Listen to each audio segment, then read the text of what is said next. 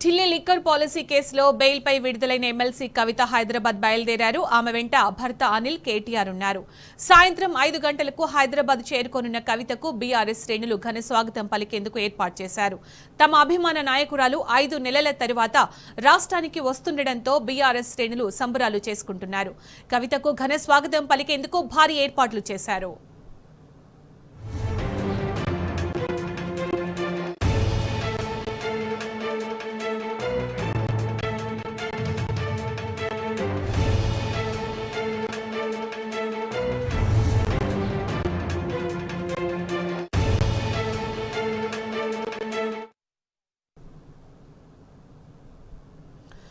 MLC కవిత హైదరాబాద్ బయలుదేరారు. ఢిల్లీలోని తన నివాసం నుంచి ఇందిరాగాంధీ ఎయిర్పోర్టుకు చేరుకున్నారు. తన పోరాటం కొనసాగుతుందని, న్యాయం గెలిచిందన్నారు. ఎప్పటికైనా నిజమే గెలుస్తుందన్న కవిత జై తెలంగాణ అని నినాదాలు చేశారు.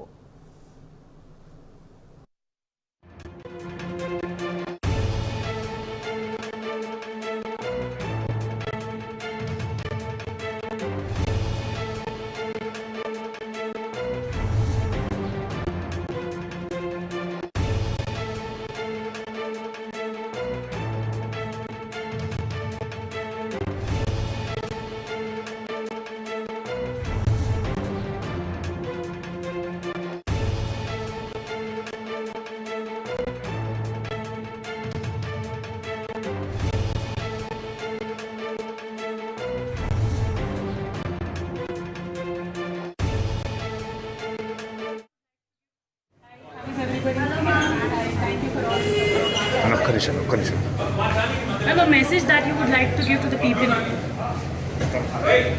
Well, I always believe that justice will prevail. We will certainly fight back. We will not lose our resolve. Yesterday you said that you will be taking this battle forward. How? Absolutely. We will let you know, but we will continue fighting. Thank you. What all have you been reading all these months? What all have you been reading all these months?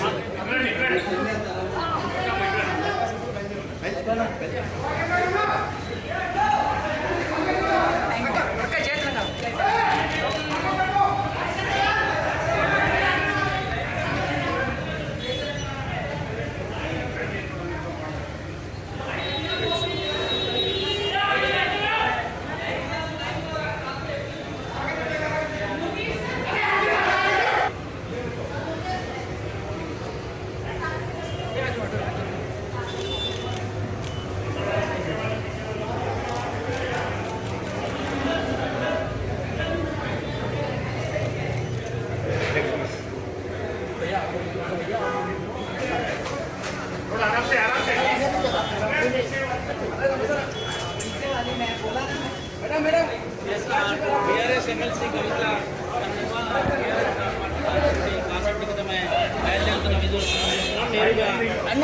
Delhi airport చేరుకోబోతున్నారు. Delhi airport కి వెళ్ళి నేరుగా 2:45 నిమిషాలకు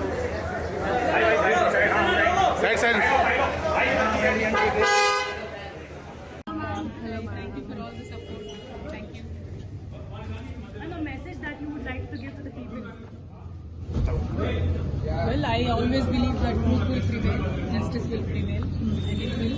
And we will certainly fight back. We will not lose our resolve. We will fight back. Yesterday you said that you will be taking this battle forward. How? Absolutely. We will let you know, but we will continue fighting. Thank you. Jai Telangana. What all have you been reading all these months? Hi, how is everybody? Hi, thank you for all the support. I have a message that you would like to give to the people. Well, I always believe that truth will prevail, justice will prevail, and we will certainly fight back. We will not lose our resolve. We will fight back. Yesterday you said that you will be taking this battle forward. How? Absolutely. We will let you know, but we will continue fighting. Thank you. Jai Telangana. Hyderabad లోని Shamshabad airport కు BRS శ్రేణులు queue కట్టాయి. దీంతో ఆ ప్రాంతమంతా కోలాహలం నెలకొంది. MLC కవిత ఢిల్లీ నుంచి హైదరాబాద్ కు మరి కాసేపట్లో చేరుకోనున్న నేపథ్యంలో మహిళలు, అభిమానులు పెద్ద సంఖ్యలో అక్కడికి చేరుకున్నారు. ప్లకార్డులు ప్రదర్శిస్తూ జై కవిత కాంటూ నినాదాలు చేస్తున్నారు. ఇదే అంశానికి సంబంధించి పూర్తి సమాచారం మా ప్రతినిధి శంషాబాద్ ఎయిర్పోర్ట్ నుంచి ప్రదీప్ అందిస్తారు. ప్రదీప్, అక్కడ అంతా కూడా ఎలా ఉంది కోలాహలం?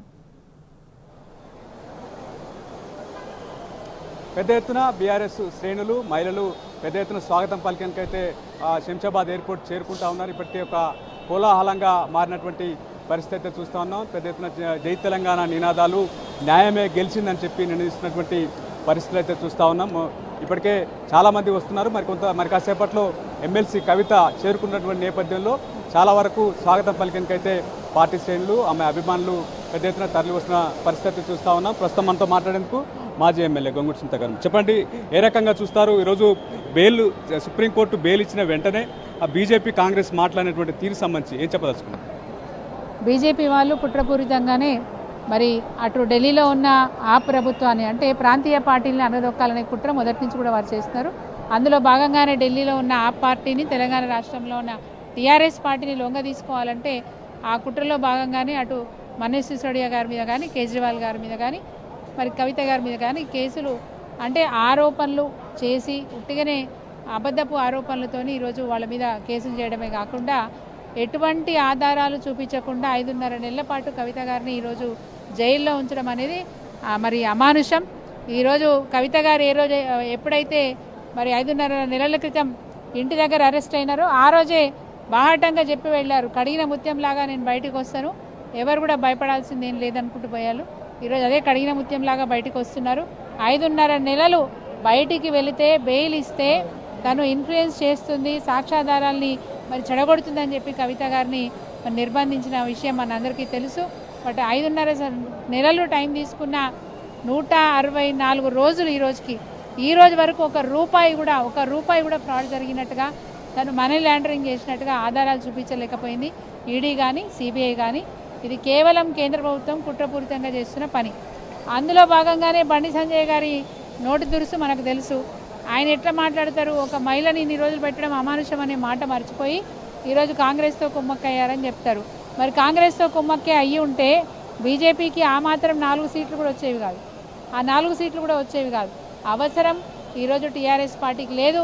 ముఖ్యంగా కవిత గారిని అప్రూవర్గా మారమని ఒత్తిడి చేసినప్పటికీ కూడా తలొగ్గకుండా ఒక పులిబిడ్డలాగా ఈరోజు కఠినమైన కారాగార శిక్ష అనుభవించిందా తప్ప వాళ్ళు లొంగ తీసుకోవడానికి బ్లాక్మెయిల్ చేసిన, అప్రూవర్గా మారమని ఒత్తిడి తీసుకొచ్చిన తను లొంగకుండా ఈరోజు మరి బయటికి వచ్చింది. అది భరించలేని బండి సంజయ్ వారు మాట్లాడే మాటలు నిజంగా కూడా మరి ఖండించాల్సిన అవసరం ఉంది. అదేవిధంగా కాంగ్రెస్ పార్టీ లీడర్లు కూడా వాళ్ళకి భయం అవుతా ఉన్నది. ఈరోజు పులిబిడ్డ బయటకు వచ్చిందంటే మళ్ళీ మా మీద దాడి మొదలవుతుందనే భయం వాళ్ళలో ఉన్నది. కాబట్టి నోటికి ఏదొస్తే అది మాట్లాడుతూ ఉంటారు. మరి ఆ యూత్ అధ్యక్షునికి తల లేదు, తోక లేదు, నాలుకకి ఏదొస్తే అది మాట్లాడుతూ ఉంటాడు. మీరేం చెప్తారు చంద్ర గారు? ఈరోజు కాంగ్రెస్ బీజేపీలకు సంబంధించినటువంటి నేతల మాటలు చూస్తూ ఉంటే సుప్రీంకోర్టునే కించపరిచే విధంగా లేదా కంటెంప్ట్ ఆఫ్ కోర్టు కింద ఉంటున్నటువంటి నేపథ్యంలో ఏం చెప్పదు? వాళ్లకు అసలు న్యాయం అన్యాయం అనేటువంటి ఆలోచన వాళ్ళ మాటలలో అసలు నీతి నిజాయితీతో కూడినటువంటి మాటలు లేవు. వాళ్ళ మాటలంతా ఒకటే.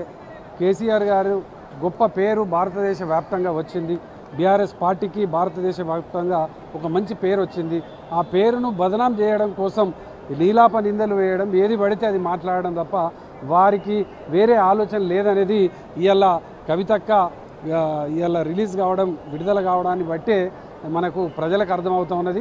వాళ్ళు మాట్లాడేటువంటి మాటలని మోసపూరిత మాటలు అనేది కూడా ప్రజలకు అర్థమవుతుంది. మీరేం చెప్తారమ్మా? ఈరోజు 5 నెలల కాలం ఎలాంటి రుజువు లేకుండా కేవలం రాజకీయ కక్షతోనే జైల్లో ఉంచినటువంటి తీరు సంబంధించి ఏం చెప్పదలుచుకున్నారు?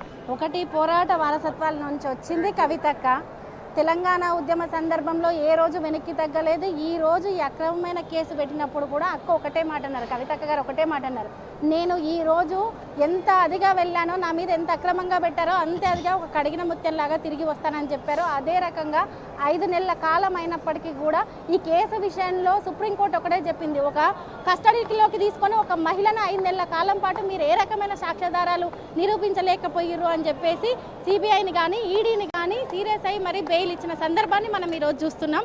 ఈరోజు కాంగ్రెస్ పార్టీ వాళ్ళు పైన నేషనల్లో అదే రాహుల్ గాంధీ గారు కావచ్చు, లేదు కేజ్రీవాల్ గారి విషయంలో, మనీష్ సిసోడియా గారి విషయంలో చేస్తున్న వ్యాఖ్యలు వాళ్ళని సపోర్ట్ చేస్తున్నారు. ఇదే రాష్ట్రంలో అయితే రేవంత్ రెడ్డి గారు ఈ కవితక్క విషయంలో నోటుకొచ్చినట్టు విమర్శలు చేయడము, బండి సంజయ్ గారు విమర్శలు చేయడం, మేము ఒకటే అడుగుతున్నాం బండి సంజయ్ గారిని, మీరు ఇదే పక్క రాష్ట్రమైన కర్ణాటకలో జరిగిన వాల్మీకి స్కామ్ గురించి మీరెందుకు నోరు మెదపట్లేదు?